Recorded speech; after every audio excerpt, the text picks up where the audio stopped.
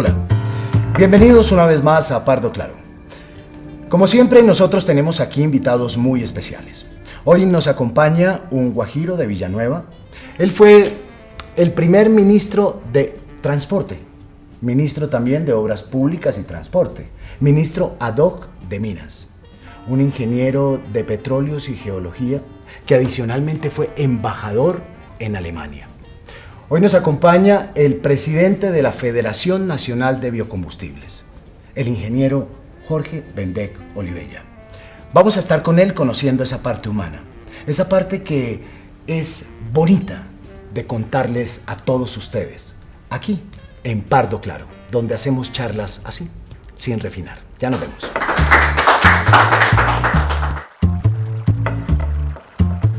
Bueno, y como ya tenemos al ingeniero Benedek aquí con nosotros, antes quiero contarles algo.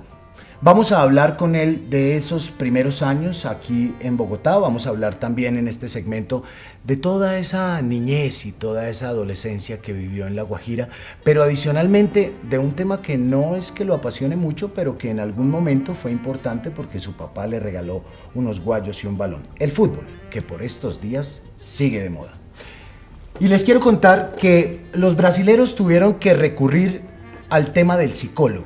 Los iraníes tuvieron que recurrir al tema del nutricionista. Los colombianos al tema del fútbol. Y los japoneses tuvieron que recurrir al oftalmólogo. ¿No entienden por qué? Ellos tampoco. Tal vez en el partido contra Colombia como que nunca vieron el balón. El hecho es que ya tenemos aquí al ingeniero Benedek. Muchas gracias por aceptar la invitación. No, con mucho gusto. Muchas gracias a ustedes. Bueno, ingeniero, cuéntenos un poquito de esa niñez en Villanueva. Sí, yo nací en ese hermoso pueblo, en donde las calles no estaban asfaltadas, ni mucho menos pavimentadas.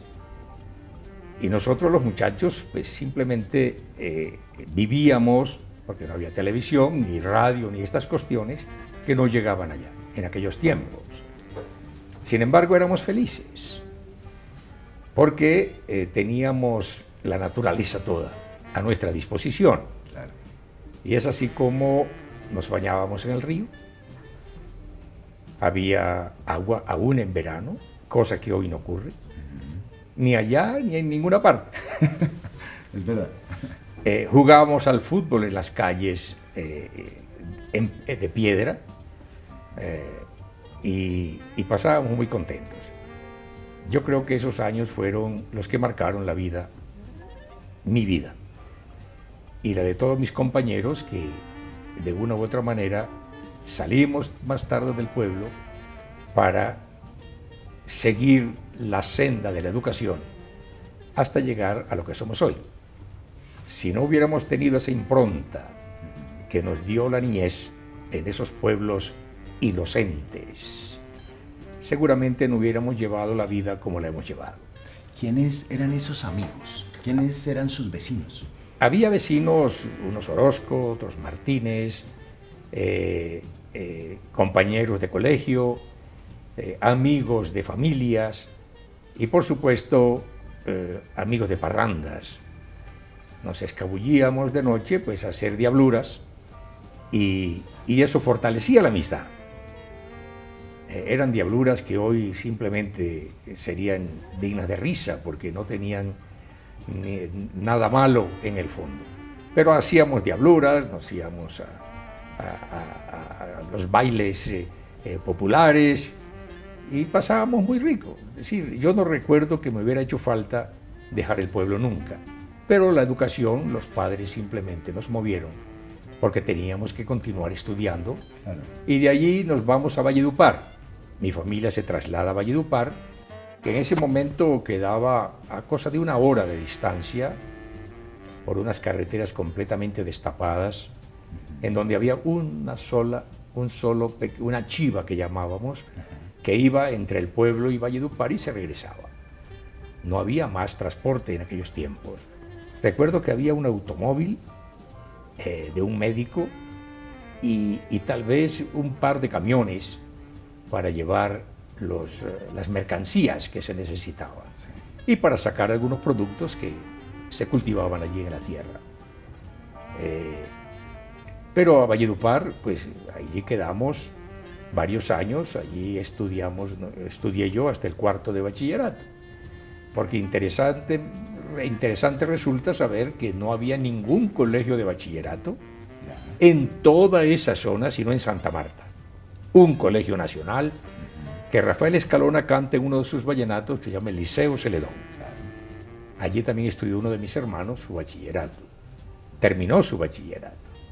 Pero en mi caso, pues en Valledupar estuvimos muy felices, muy felices. Una ciudad pequeñísima de 15, 20 mil personas, hoy tiene 500.000, Sí, claro.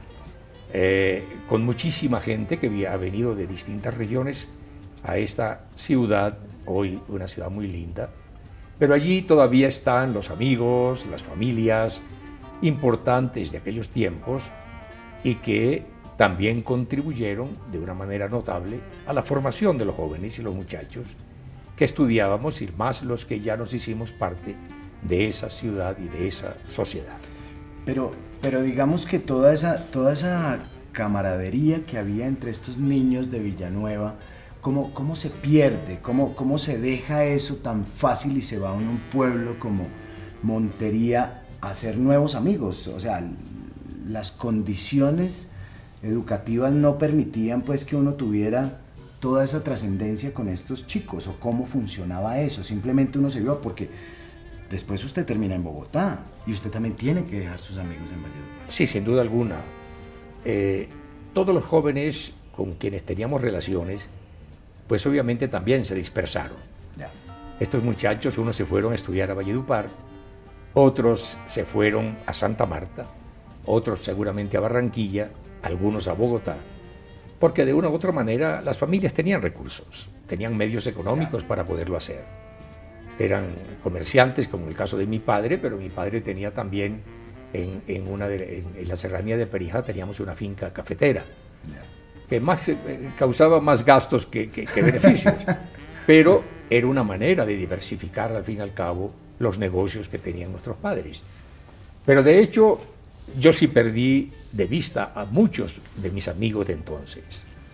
Algunos murieron prematuramente, otros simplemente, como los he visto después, escogieron carreras diferentes, se regresaron a la tierra y yo nunca regresé a la tierra a ejercer por la calidad, el tipo de profesión que yo escogí.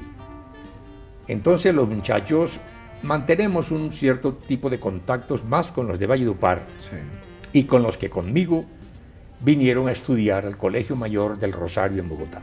Claro, que ahí también hay algo interesante para contar. Pero ¿Cómo no? antes, ingeniero, cuénteme cómo es el tema en la época de Rojas Pinilla.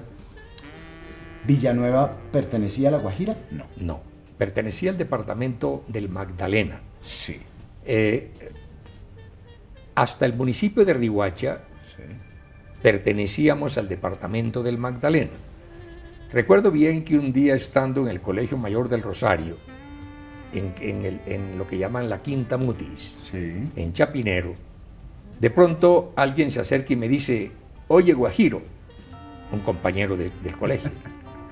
Y yo pues no le puse atención, pero luego sacó el titular en El Tiempo donde decía: el gobierno crea la Intendencia de La Guajira, porque era una comisaría y era la cabecita de la península. Eso era la Intendencia de La Guajira, la comisaría de La Guajira. Sí. Y luego aparecimos los de Riohacha, los de Barrancas, los de Fonseca y los de Villanueva, que eran los 4 municipios, y los de San Juan del Cesar, anexados por decreto a La Guajira para conformar la Intendencia de La Guajira. ¿Y eso cómo le cayó a la gente? ¿A usted cómo le cayó eso? ¿Le gustó o no le gustó mucho? No, obviamente que en mi caso particular yo no conocía La Guajira.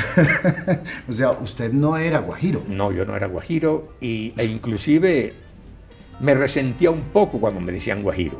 Oh, sí. Luego, cuando me anticipo diciendo que cuando termino mi carrera, trabajo un tiempo aquí en Bogotá y luego me ofrecieron el cargo de ingeniero jefe de la provisión de aguas del Banco de la República en La Guajira, Ah, ok, sí, sí. que tenía su sede en Uribia, Ah, ok. la antigua capital de la comisaría de La De Guajira. La Guajira. Vamos a ir adentrándonos en la vida del ingeniero Vendeca, porque también hay muchas cosas que contar. Le encantaba la música de los Panchos, le encanta hoy en día la ópera, y en esa época conquistaban así a las chicas con la música de los Panchos. Así era. A mí, por ejemplo, en mi caso no me fue tan bien, porque mi mamá decía que yo era como Cristóbal Colón. Todas las niñas que yo llevaba a mi casa decía que eran indias. Entonces, según ella, yo no conquistaba sino indias. Cristóbal Colón. Vamos a seguir aquí en Pardo Claro, con el ingeniero Vendek hablando así, sin refinar. Ya nos vemos.